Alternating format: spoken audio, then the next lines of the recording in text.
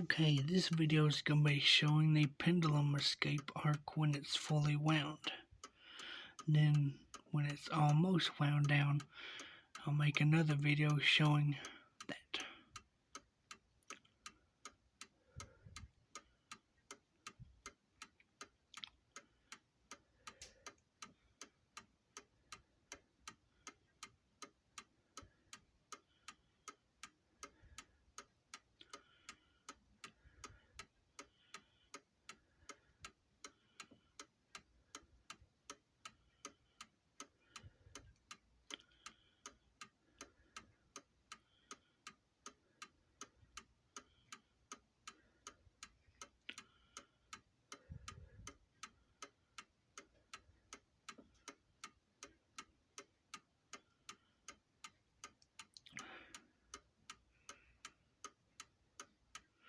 This uses a half deadbeat escape mat, by the way.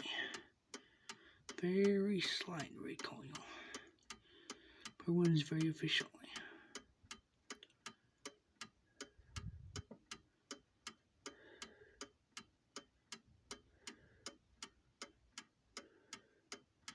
Bushing is pretty bad there, which is not surprising.